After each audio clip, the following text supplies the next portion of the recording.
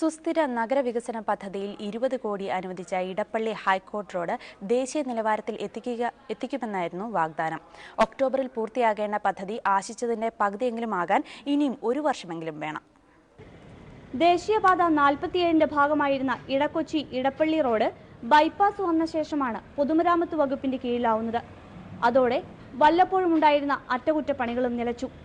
സുസ്ഥിര നഗരവികസന പദ്ധതിയിൽ റോഡിന് അനുവദിച്ച 20.29 കോടി രൂപയിൽ 4.69 കോടി രൂപയുടെ ജോലികൾ പൂർത്തിയായി. കൈവരികളും ഓടകളും കവറിംഗ് സ്ലാബുകളും സ്ഥാപിക്കുന്ന നടപടികൾ പക്ഷേ ആരംഭഘട്ടത്തിലാണ്.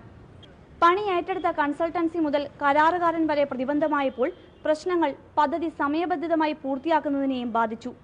പൂർത്തീകരണത്തിന് നിശ്ചയിച്ച ഒക്ടോബറിൽ ഇനി രണ്ടാം ഘട്ടം തുടങ്ങണം. പണി പൂർത്തീകരിക്കേണ്ടതായിരുന്നു. കരാറുകാരൻ എഗ്രിമെൻറ്റിൽ പറഞ്ഞിരിക്കുന്നതും അതുതന്നെയായിരുന്നു. പക്ഷേ അതിന് വേണ്ടത്ര ഉദ്യോഗസ്ഥ തലത്തിലുള്ള ഇടപെടലും അല്ലെങ്കിൽ ഭരണതലത്തിലുള്ള ഇടപെടൽ ഇല്ലാത്തത് കൊണ്ടാണ് ഇതിങ്ങനെ ഡ്രാഗ് ചെയ്ത് അനിശ്ചിതമായി നീണ്ടുപോയത്. ദേശീയപാത നിലവാരത്തിൽ പുതുക്കി പണിയുന്ന റോഡുകളിൽ ഉണ്ടാവുന്ന തകരാറുകൾ നിശ്ചിത കാലത്തേക്ക് കരാറുകാരൻ തന്നെ പരിഹരിക്കുന്ന മെയിൻ്റനൻസ് കോൺട്രാക്ട് രീതിയിലാണ് റോഡ് നിർമ്മാണം.